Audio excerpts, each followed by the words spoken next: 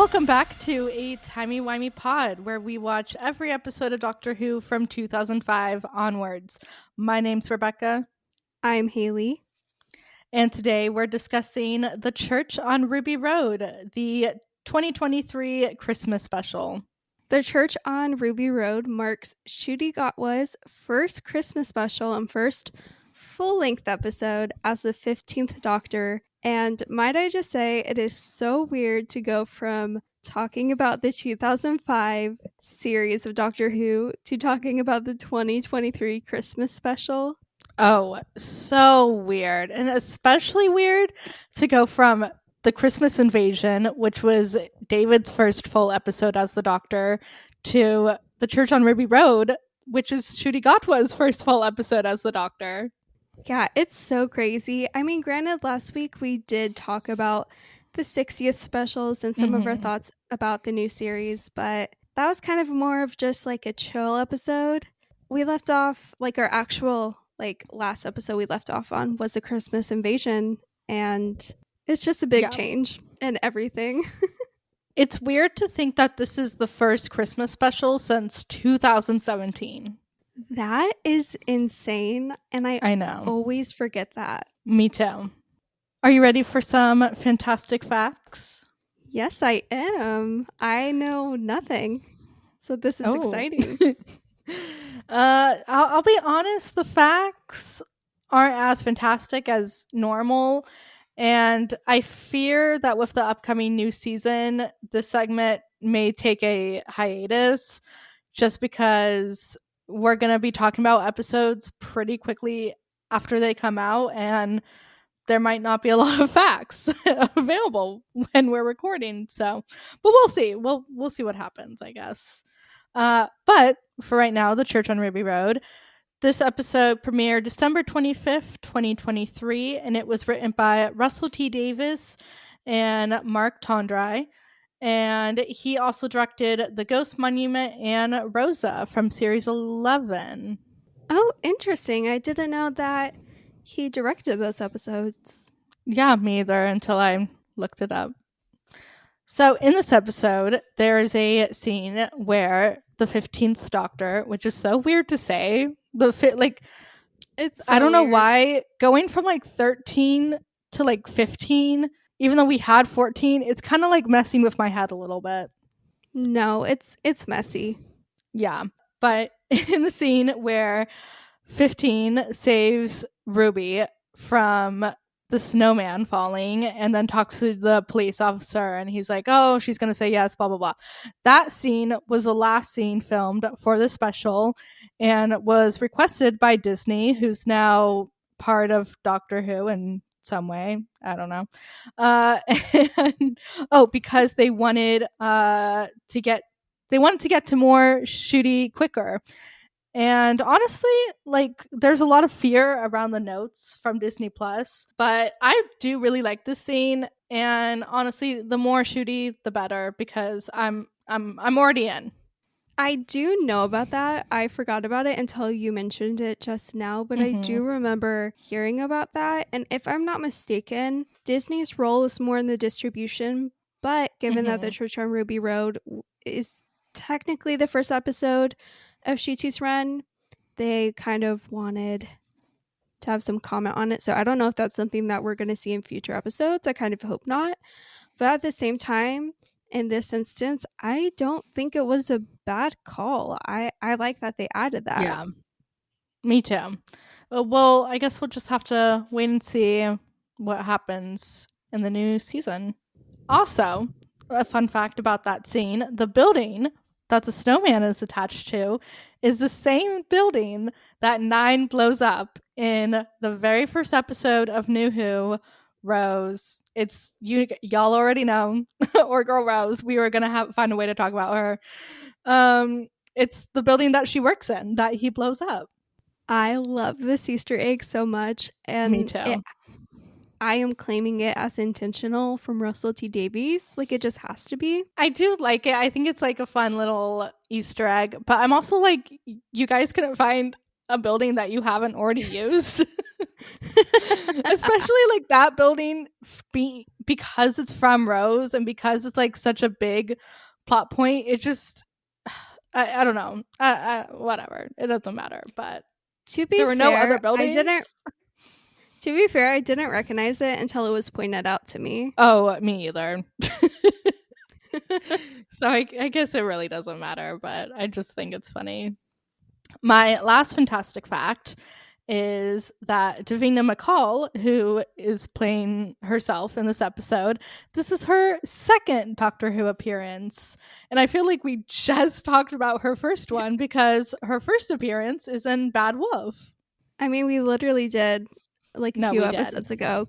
Go listen to that episode if you haven't yet.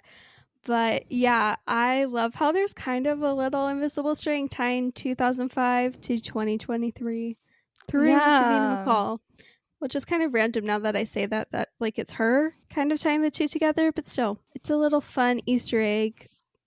There is a lot of like very subtle invisible strings, like even with the Christmas tree, like that's like kind of a callback from the Christmas Invasion, and there's all these just these little things that tie this episode from like to 2005, which is I love. I love it too. The killer Christmas tree in this episode, even though it's different from previous killer Christmas trees, it's still such a classic Russell T Davies moment.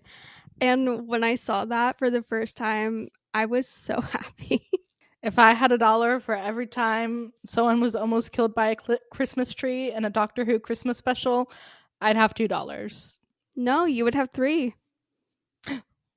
What the Runaway Bride. Oh, you're right. The Runaway Bride. You're so right. They should just somehow make it happen in every Christmas special. They should. Yeah. I feel like this isn't the last we're seeing of it. I guess we'll see. Crazy. This is a side tangent, but it's crazy that we don't know anything about this year's Christmas special. There are rumors of who's writing it. I'll hold off on talking about that for now, but that's basically all we know. I can't recall the actress's name. The girl who's in Bridgerton, I think she's like the main. Yes, the actress who plays Penelope. All right. Are we ready to jump in? Yes, we are. I am so excited to talk about this episode because I love how it starts. Me too. It drew me in that it starts with the doctor talking, having a little voiceover moment, and then just staring at a church, the church on Ruby Road, watching a hooded figure put down baby Ruby on the church steps. Let's just get into it. Who's that hooded figure? So something I noted is that the doctor says the hooded figure left her child. That's a direct quote. So he's assuming it's her mother, but I'm wondering, is that just a trick? Is it someone else? I know there's a theory that it's a future version of Ruby completing like a time loop situation. That's what I think it is. That's kind of what I think it is too, honestly, but I don't know. I don't think it's her mom though. No. People think it's like 13 or River or something, and I don't believe any of that. Guys, it's not River. Or 13. Especially 13. That is not how Jodie Whittaker would come back to Doctor Who. Are you kidding me? So you think that the hooded figure is a future version of Ruby? 100%. But I don't know. I guess we'll see what happens, because I am like, how does she get here? Like, I wonder if Ruby's, maybe they like found her out of time and then they placed her on the church steps to like fulfill the circle. There is a theory I saw I want to know your thoughts on. Oh. It's also sort of like, this was also in a fanfic I read. Don't ask me for the link or the name. I lost it a while ago. This is not my own theory. I'm not taking credit. But basically, Rose got pregnant with Tintu's baby. Then something happened to him, and the entire universe she was in the alternate like universe, because of the flux somehow traveled its way over there.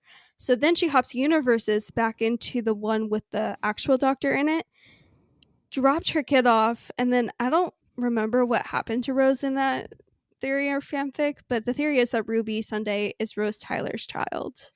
That would be so crazy. I don't think that's true. Or I don't think Me that's what it's going to either. be. And I don't want it to be that.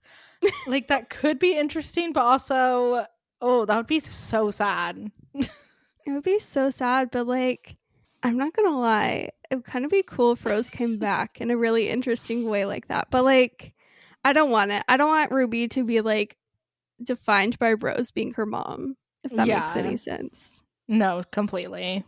But it is interesting. But I do really like the aspect that both Ruby and the doctor, they're kind of, they don't know where they came from. They don't know who their parents Yeah. are or anything about their family or their past. And I find that dynamic really interesting. And I'm really excited to see what they do with that in the new season. I agree. I'm really looking forward to seeing how that's going to play out in the writing and in the plots of future episodes, because I think it's a really fascinating future episode. So, yeah, I'm looking forward to it. Going to the Davina McCall moment where she's interviewing Ruby, kind of like telling her that they're going to try to find any family possibly through DNA tests. That's when we get our first appearance of the goblins messing things up, because the goblins try to take out both Davina and Ruby. They're violent. They're not playing games. They're so violent. No, they're not. Yeah. They're mean. I remember watching this the first time and I was like, these goblins are not cute goblins. They're bad goblins. But when have there been cute goblins? You know what? That's actually a great question. I don't even know why I said that.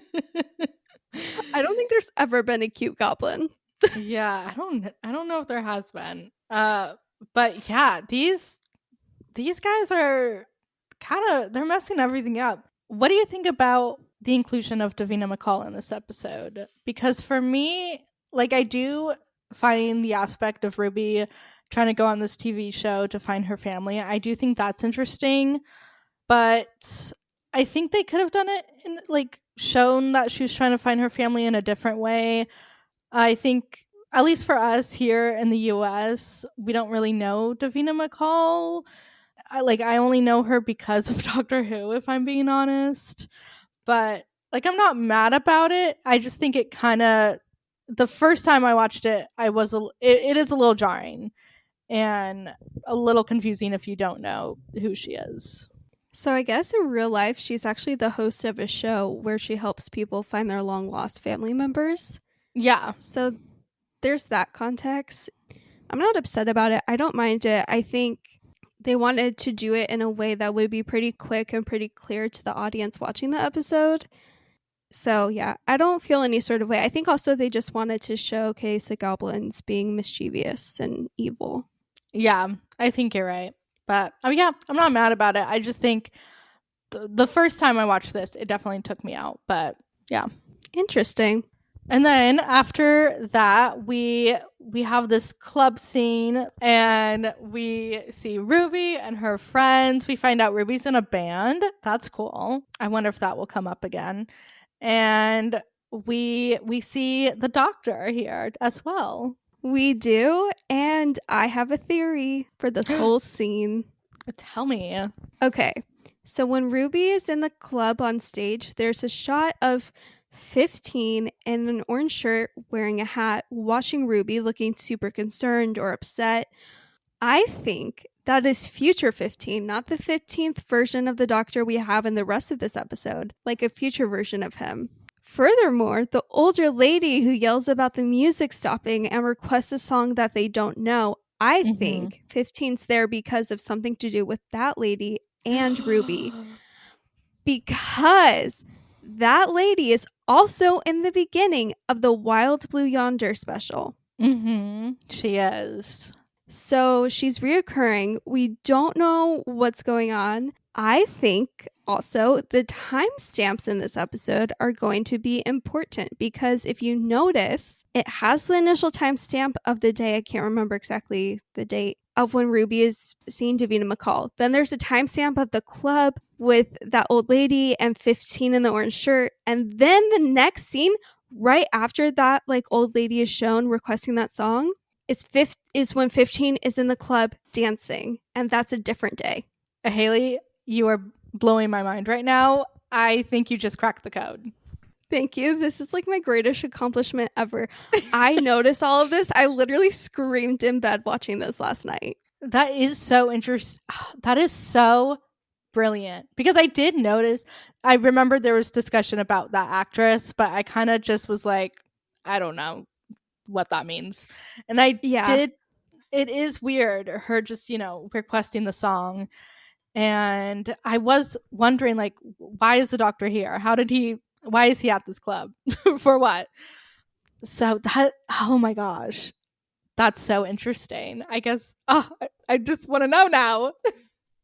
I know. For anyone who remembers the whole Series 6 storyline, like the Impossible Astronaut Day of the Moon thing with two versions of the 11th Doctor, that's kind of like where I was like, is it like a moment like this where there's two versions of the Doctor we see in an episode? They also do that in the Weeping Angels two-parter in Series 5. Yeah, you are right. Yeah. You're right. Yeah. Oh, I think you cracked it. Thank you. I'm so excited to see the turnout of all of this and if my predictions are right. I love the scene. Ruby's watching 15 dance, and then she turns around and he's like immediately right there. And he says he's health and safety, gin and tonic division or something. But I love the health and safety callback.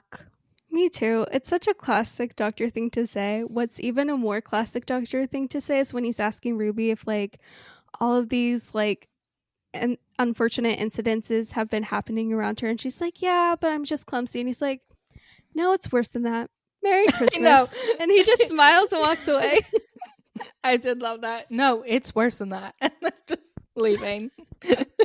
I literally pictured the 9th Doctor saying that when he said that. Like, that's how much of a Doctor thing to say it is.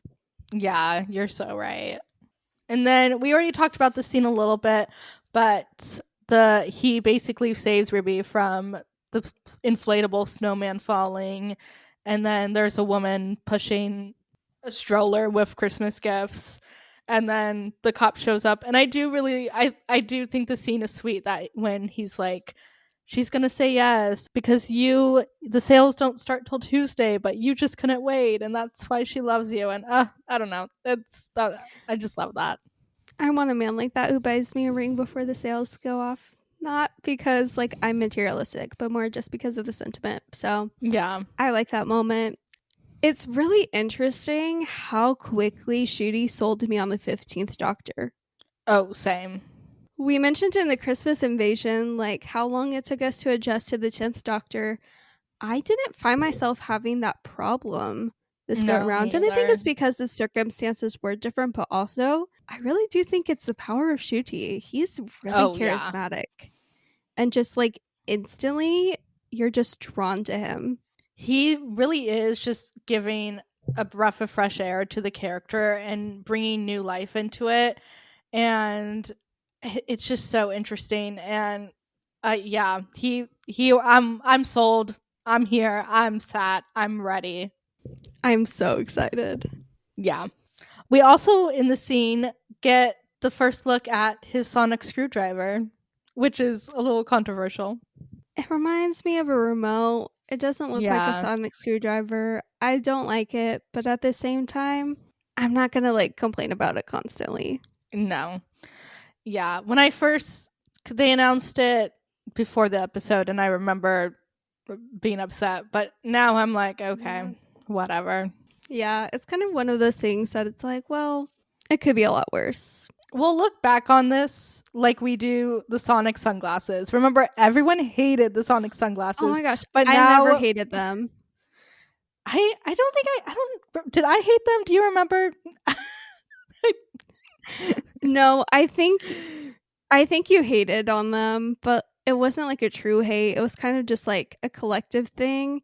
That was Right. kind of wild. Everyone just hated on these sunglasses, and now looking back, I like them, Now I okay? love the Sonic sunglasses. They're so fun.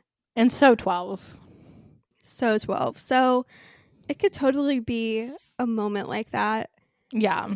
We also are introduced to Ruby's mom, Carla Sunday, and her grandma, Cherry, and I really love the glimpse that we get of the relationship of Ruby and her mom in this episode. And I love that there's just like this really great spotlight on something such as foster care and adoption. Mm. It's something that is very close to my heart personally. It's something that's been a huge part of my personal life. And so I always really appreciate when these stories are told, especially in shows like this big. Yeah, completely. And I just love seeing the companions family dynamic again. That was something that's a big part of the original RTD era and something that got lost during the Moffat and Chibnall era. And I just love that it's back because I loved Carla and I loved Cherry, and just seeing, just these three women living in this little like attic apartment.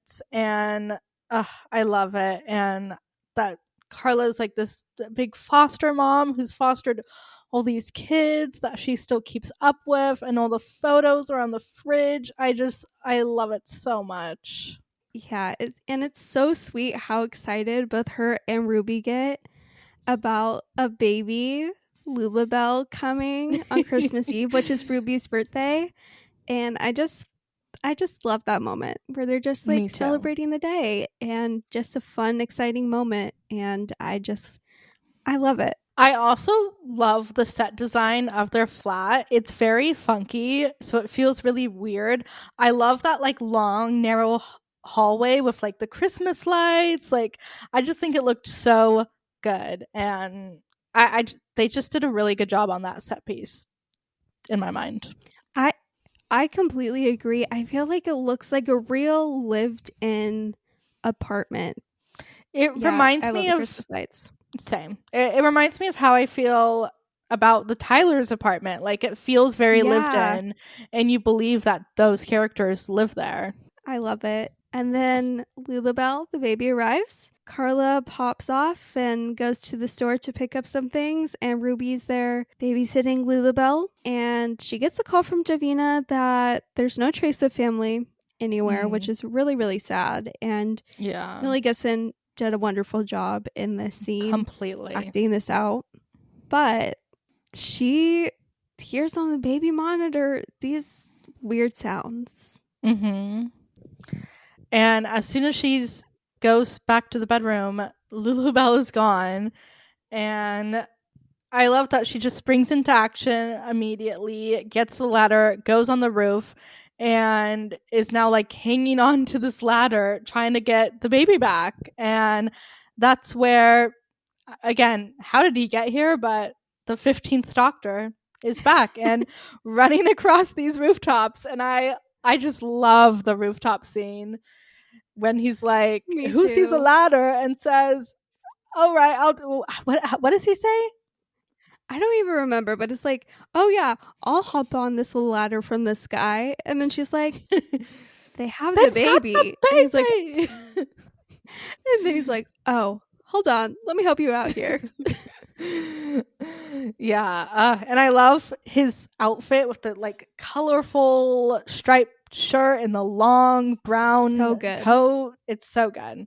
And then we see he brings out the gloves, which I really liked the addition of the gloves. And I hope this is something we see again of the Doctor bringing out like some sort of device or instrument that he invented to use, because I just think that's really cool, and it would be fun to have more gadgets than just the sonic screwdriver.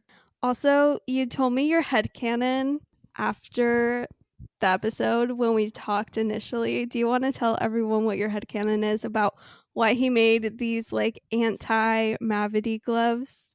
Yes. I did not come up with this, someone else did, But so someone, and I cannot remember, I think it was on Twitter, suggested that the Doctor invented these gloves after everything that happened in Doomsday when Rose wasn't able to hold on to the leather.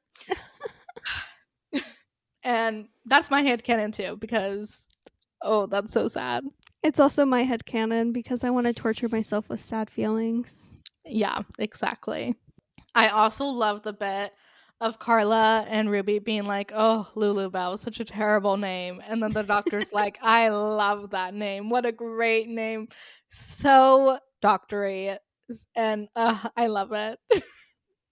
I love it. It's the best. Mm-hmm. On the Goblin ship, when 15 and Ruby are both tied up with rope and they're kind of going back and forth and bickering, I love how offended 15 gets. Ruby's like, "So the goblins are time travelers?" He's like, excuse me, Oh, no, they're not time travelers. he's all offended. I know. I like rewinded that scene last night when I was watching it because I just thought it was so funny. Time No, it's travelers so are great, funny. like the best. Okay. Yeah. I will say the one part of that line that makes me cringe internally a little bit is when he's like wow at the end Like of saying all wow. of that. No, I kind of love it. It's so funny. Also, I'm learning the vocabulary of rope. It's giving very much Rose, be quiet. I'm resonating concrete. You're so right. No, I loved that whole scene of her, trying to escape and he's like fascinated by the ropes and trying to learn all about it. Uh yeah, and I loved that. And then we have the Goblin song. What are your thoughts on the Goblin song? And keep in mind, didn't this like chart in the UK? Didn't it go like number 1 or something so crazy? It did, but they did donate most, if not all, the funds from this song to charity. So it was very Oh. much like a charity driven thing, which I think is really cool. Charity thoughts aside, when I first saw this, I hated it with a passion. Oh. You don't understand. I was really upset. I did not like it. It felt very Disney-fied. I'm like, this is not Doctor Who. Why are we doing singing? This is not a Disney musical show. Like, what's going on? I did not like it. I know I'm not the only one who shared that sentiment. Rewatching it though, I actually don't mind it at all. I kind of enjoy it because it's not like they're just stopping and singing. The 15th Doctor and Ruby are trying to kind of distract the goblins while 15's getting ready to help them all escape. I So agree. I didn't hate it when I first saw the scene, but I don't know if I was like I kind of had similar feelings about you where I was like, okay, we're doing this, I guess. But now I do really like this scene. It's kind of like a meme now, and I just think it's really funny.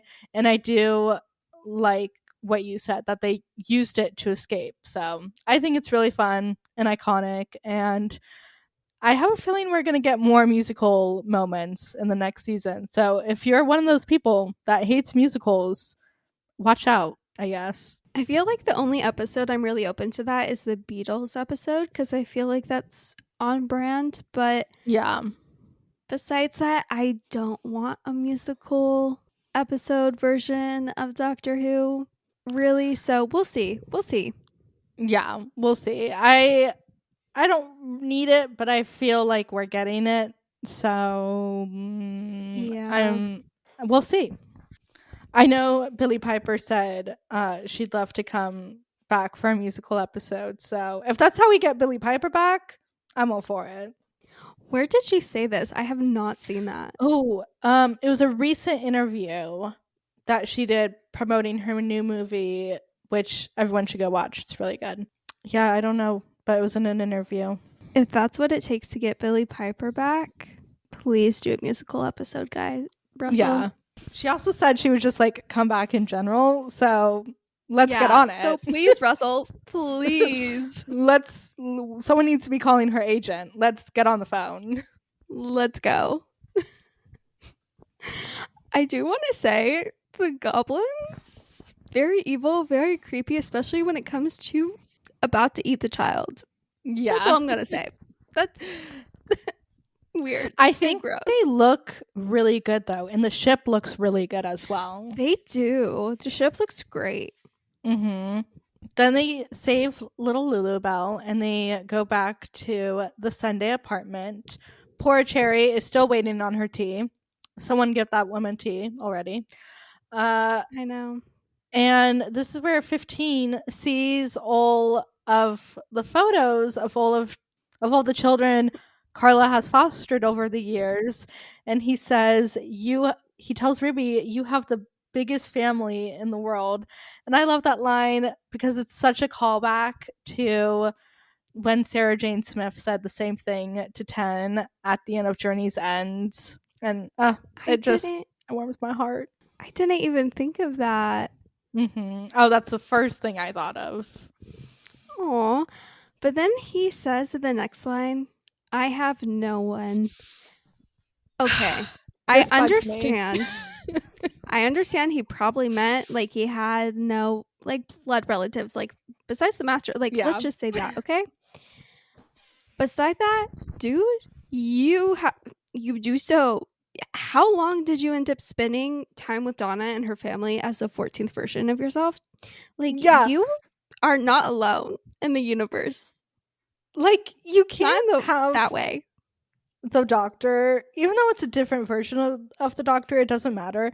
You can't have the Doctor in the previous episode being like, you're my niece and you're my wacky stepmother and Auntie Mel and blah, blah, blah. And then in the next episode, the Doctor being like, I have no one. I have no family. Like, are the nobles rubbish now? Are they nothing to you?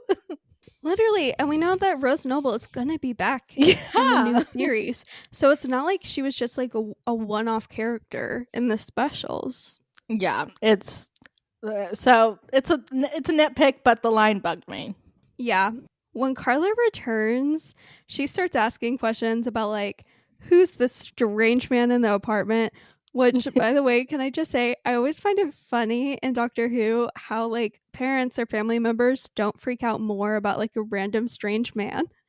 I know. But that's so you're so right.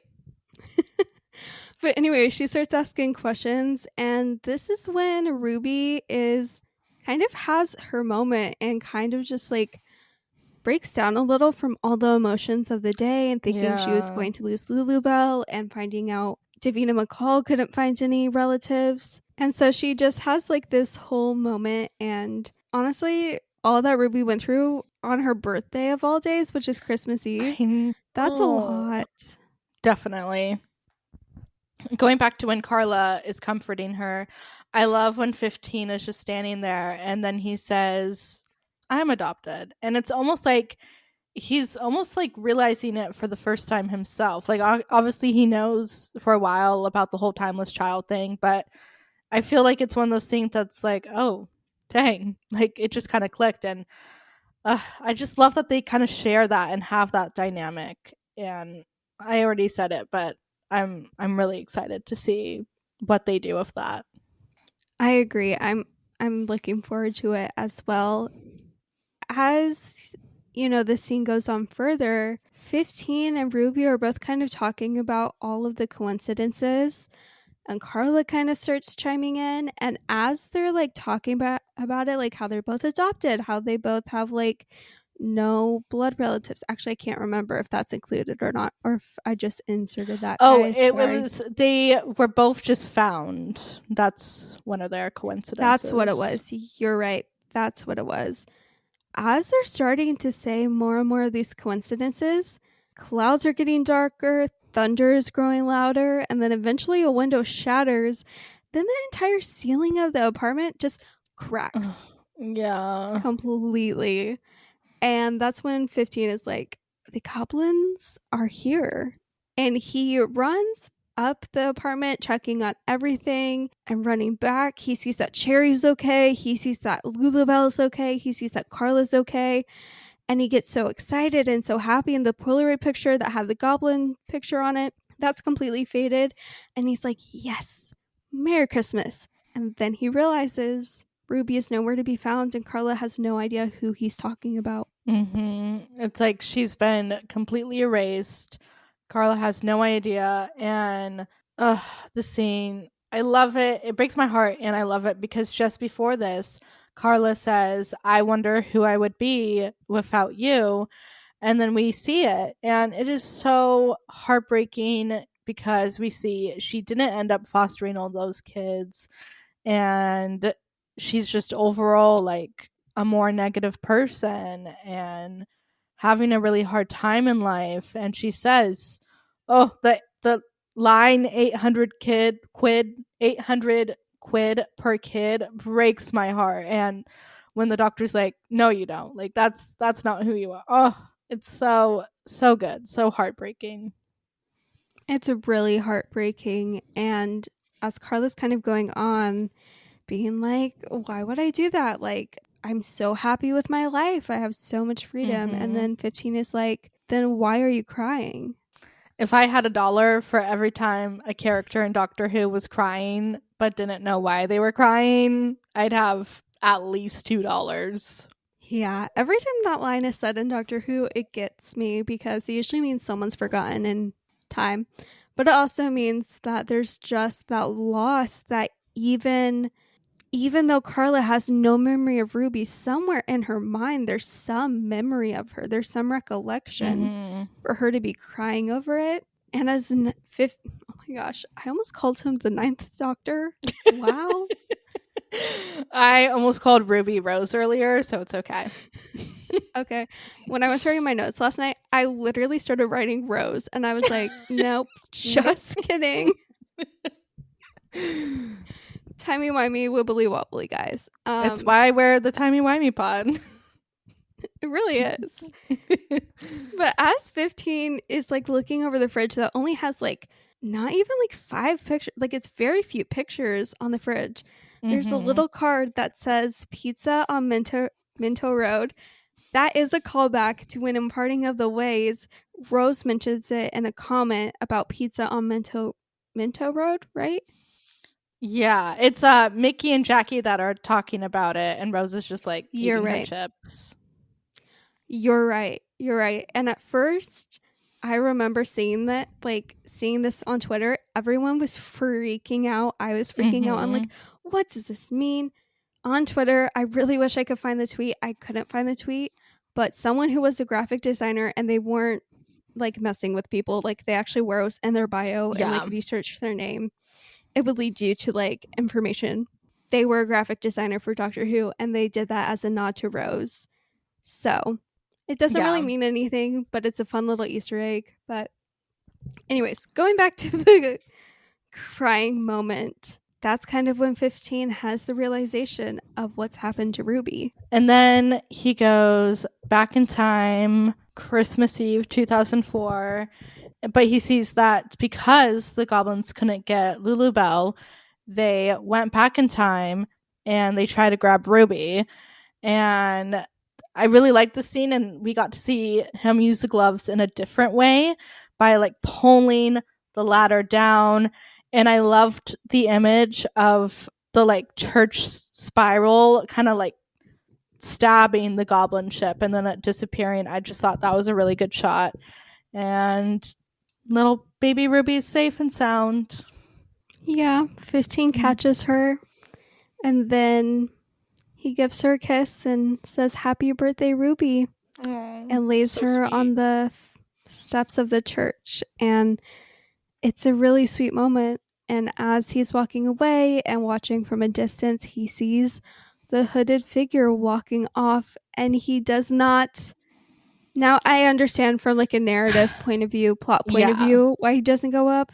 But at the same time, why do you not go up to who the hooded I figure is? know. Especially Like, when you you have the know ability she doesn't to. especially when you know she doesn't know who her mom is and you could just go figure it out like right then and there. It like you said, like of course I understand why they didn't do that for plot reasons, but I'm like, come on. It's annoying. Okay. It's Yeah. just annoying. Like, I want to Yeah. know. I know. Then 15 travels back to present day, and he's kind of nervous because he sees the flat is still cracked in the ceiling, but he gets so excited to see Ruby and that she's back. And then he's like, wait, hold Yeah. on. BRB. And he goes and he saves Davina McCall from the killer Christmas tree. Thank goodness. Yeah, thank goodness for that. Poor Davina. We didn't talk about this, but there was a moment when she calls Ruby about the Oh results of like yeah. not finding any family where she's like, have you had any like unfortunate luck recently? Because since I've talked to you, I've almost died. I fell out of a boat on dry land. Like all of these crazy things. Yeah, and she's like in a wheelchair. She has a cast. Like she's down bad. Yeah. It's yeah. So hopefully her luck is turning around. Yeah. And then he goes back and then he's about to go back into the apartment, but then he just stops and he talks to this lady who's Ruby's neighbor. Her name's Mrs. Flood. Mm-hmm. And she asks him what's wrong. And he says, just wondering, maybe I'm the bad luck. Which Oh, I honestly, love that line. I really like that line. And it's not a lie. It's not a lie Yeah. because you think of the fates of like so many of his previous companions and so many people he's met along the way. Why wouldn't he feel that way? But also, I do like that he kind of gave Ruby the choice. He didn't go back to ask her. He was just like, if she's curious and she truly wants to know and she figures out like I'm a time traveler, I'll wait and see. And if she doesn't come out, then I'll just leave. I kind of do like that he left it up to her instead Oh, of just dragging her along. interesting. I didn't really read it as him like waiting around, but yeah, you are right. Yeah. Yeah, but I do like how she figured it out on her own. She said she's like, "Oh, he said time travelers," and he said he went back, and then I love the scene of her going out and seeing the TARDIS, and I love the way it's shot too, of her going in and then looking around and then finally going in again, like, uh, and Mrs. Flood saying like, wishing her good luck. It's all such a good scene, and Which is such a good scene. And her going into the TARDIS and being like, who are you? And him saying, I'm the doctor. Guys, I don't care. Every time a new incarnation of the doctor says that for the first time, mm-hmm. chills, I'm gagged, I freak out, I want to scream. Like it's just I there's no way to fully describe how great that feels to watch that and hear that. Yeah, no, it was so good, and he delivers the line so well. It's time to talk about Mrs. Flood, because who the heck is this lady? Who is she? Really, honestly, who is she? Because after So, like the credits, well, the credits kind of start, but then they stop. And then the camera yes. just pans super fast to Mrs. Flood. And you're like, what is happening? And then she's like, Mm-hmm. what? Never seen a TARDIS before? Literally? Who are you? So let's break it down. At the beginning of the episode, she's complaining because the TARDIS is on the sidewalk, and she's like, I haven't seen one of those in 50 years. And I don't want to see one now or something. And then later in the episode, she sees a TARDIS dematerialize and she like drops her groceries. And then we see when 15 comes back from saving Ruby or is like going to save Ruby or something, like she sees him and they have that conversation, him being like, maybe I'm the bad luck. And the way she's looking at him, the way she's smiling, it's like she knows something. And the way she's encouraging Ruby to like go join the TARDIS and she's wishing her good luck, it's like she somehow knows everything that's going on. And then that last scene, the very last scene, is her going, never seen a TARDIS before. And when I first watched this, I just thought, oh, what a funny little gag to end a Christmas special. But Russell, I believe, confirmed, like, no, that's not a gag. Like, that means something. Interesting, because when I first saw this, I instantly I just instantly was like, this is Mrs. Flood's going to be a character we're going to see again. Like, this isn't just like a silly little gag. So it's interesting that like our initial reads on her were Yeah, completely different. that is interesting. So, kind of going into theories of who we think she could be, I don't think she's this character, but some people were theorizing that she's River Song. Why is every mysterious female character River Song? Please let River Song rest. I would love to see River back, but it would have to be under a very specific set of circumstances and done perfect. And I don't want to see anyone else play River except Alex Kingston. Alex Kingston Exactly. is River Song. River Song is Alex Kingston. The two are too tied. She cannot be recast. No, literally. So I don't believe that. And then, of course, we have the classic, okay, guys, here's the thing. If you're new to being a Doctor Who fan, anytime there's a mysterious character, no matter the gender, it does not matter what their lines are, what their role are.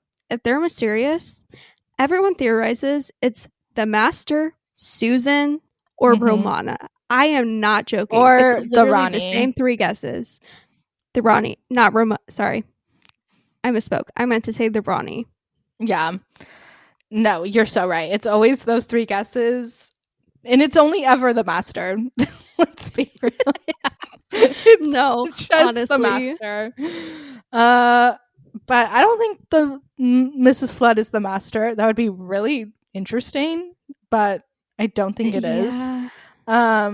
I want time and space from the Master. We need time. We do.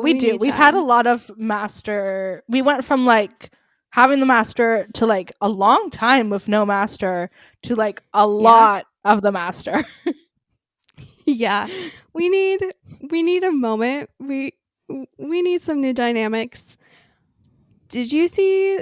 Now, I saw someone point this out on Twitter after the episode initially came out around Christmas time, of like, they were like, Mrs. Flood's door is a different shade of blue.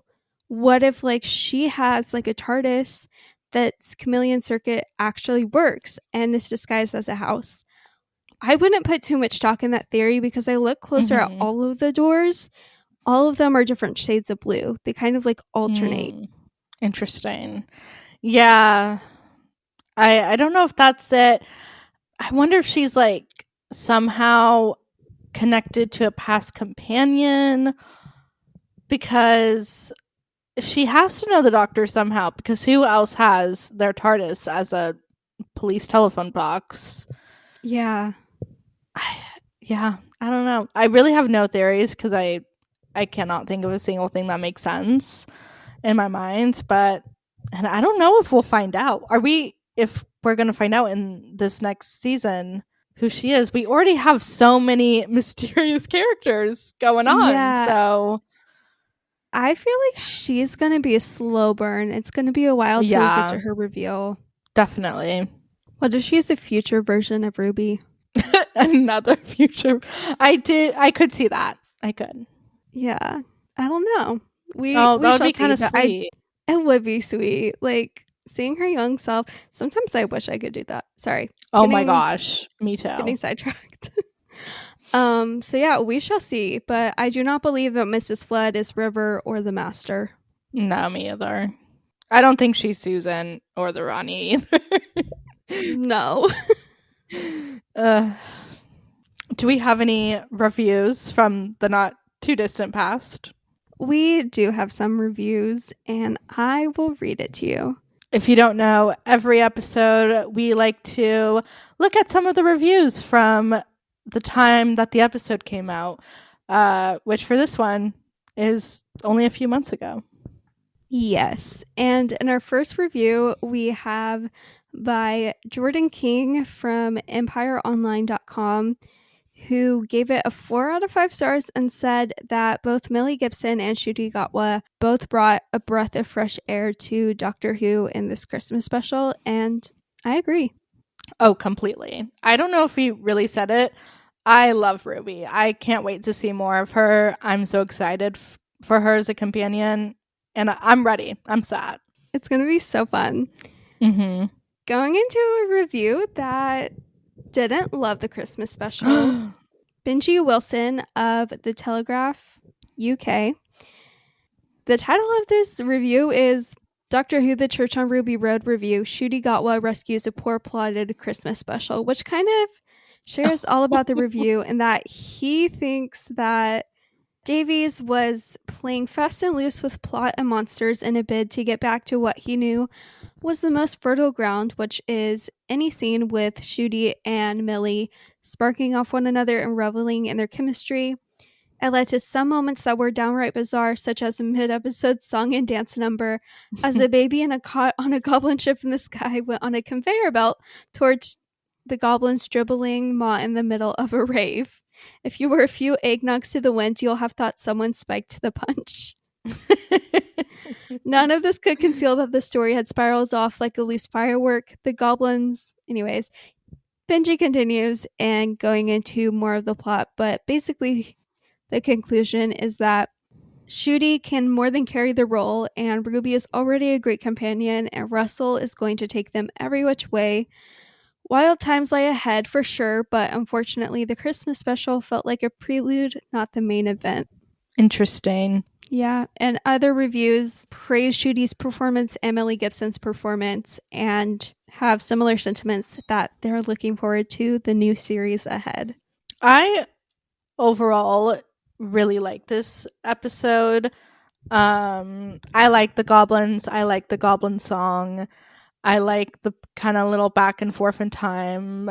Millie, the dynamic between 15 and Ruby is by far the best part of this episode. I do, however, wish you can kind of forget this is a Christmas special while watching it. And I know that's a theme with most of Russell's Christmas specials. They're not as Christmassy as later Christmas specials. How many times am I going to say Christmas special? Oh my gosh. But I do wish it was more Christmassy and it felt more Christmassy. I kind of agree with you on that front. I feel like the only reason we knew it was a Christmas special was because of the set designs and all the Christmas decorations and the Christmas music added in. And the mentions here and there of Ruby being a Christmas Eve baby. But besides that, I kind of agree it wasn't super Christmas in your face. But maybe that's what Russell kind of wanted. And we've seen that's kind of his MO with Christmas specials. But I agree with you. I would have liked to see more Christmas. What do you think the heart of this episode is? I think the heart of this episode is the beginning of Ruby and the Doctor's friendship and relationship. And I think also kind of showing the similar ways that Ruby and 15 can identify with each other in terms of being found and being adopted and not necessarily knowing their backstories. So I feel like that's the heart of this episode. I completely agree. It's definitely the dynamic between 15 and Ruby and the beginnings of their friendships. And like we keep saying, I just can't wait to see where we go from here. I concur, and this episode is a solid episode that I will most definitely rewatch in the future during Christmas time. I don't know. I can't say right now where I would place it in my Christmas special ranking, but I am excited to sit down and figure out how I would rank this against the other Christmas specials. Same. But with all of that said, we will talk to you guys next time, and we will be talking about the first episode of the new series of Doctor Who. Space Babies. As always, don't forget to email us any theories, comments, questions, fanfics, fan edits. DM us them as well. If you want to email us, our email is timeywimeypod@gmail.com. And we also have Instagram and TikTok. at a timey-wimey pod for both. Bye, guys.